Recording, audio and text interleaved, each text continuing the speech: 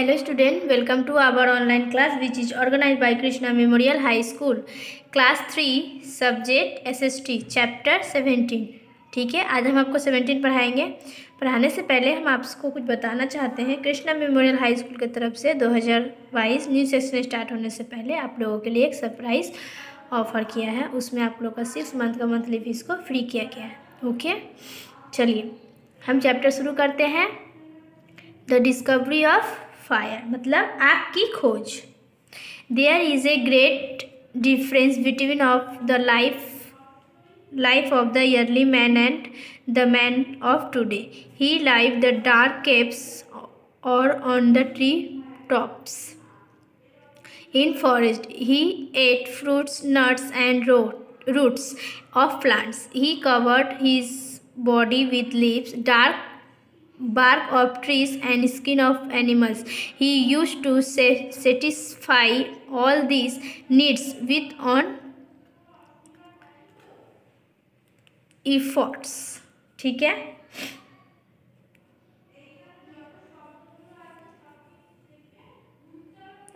आदिकालीन मनुष्य और आज के मनुष्य के जीवन में बहुत अंतर है। उन्होंने अंधेरी गुफाओं में, जंगलों में, पेड़ों की चोटियों पर काम किया। उन्होंने फल, मेवा और पौधे की जड़ों को खाया है। उसने अपने शरीर को पत्तों और पेड़ों की छालों, जानवरों की खाल से ढका हुआ था। वह अपनी सभी ज़रूरतों को अपने प्रयासों से पूरा करता था। जो आदि मानव थे, यानी जो पहले के जो आदि मानव थे, उन लोग क्या थे? वो जानवरों के खाल, पेड़ पौधे के पत्ते से अपने शरीर को ढकते थे। और वो क्या खाते थे? फल, मेवा और पेड़ों के जड़ों को खाते थे। ठीक है। The early man would have seen forest fires. He did not know how to make it. At first he would be afraid of the fire. Later on he started realizing its importance. Then he would have realized that the fire kept away cold and wild animals. After a long time he might have seen a spark on rubbing two stones together. यहाँ पे बताया गया है कि से शिकार करते थे। आदि मानव जो थे वो जानवरों का शिकार करते थे। प्रारंभिक मनुष्य में जंगल की आग देखी। उन्होंने एक बार आग देखा जंगल में। उन्हें नहीं पता था कि आग कैसे बनाया जाता है। पहले तो वो आग से डरा करते थे। बाद में उन्हें इसके महत्व का एहसास होने लगा। जब उन्हें एहसास हुआ होगा तो आग से ठंड को दूर रखा और जंगली जानवर को भी। और जब इनको आग के बारे में, पहले तो ये आग से सबसे पहले डरते थे। जब इनके आग के बारे में पता लगा तो देखा कि आग से जो होता है वो आग हमारे क्या ठंड से हमको बचाता है, ठंड को दूर रखता है। और जंगली जानवर भी आग के पास नहीं आते थे। उन्होंने देखा उसने 2 पत्थरों को आपस में रगड़ने पर एक चिंगारी दिखी। तो उन्हें पत्थरों के 2 टुकड़ों को रगड़कर प्रहार करके आग बनाने का विचार किया। जब उन्होंने देखा कि 2 पत्थर को रगड़ने से चिंगारी टाइप का निकलता है। ठीक है। So he got the idea of making fire by rubbing और striking 2 piece of stone. One day piece of raw meat would have fallen into the fire and got roasted. The early man would have found the piece softer and tastier. Now he began. He cooked his food.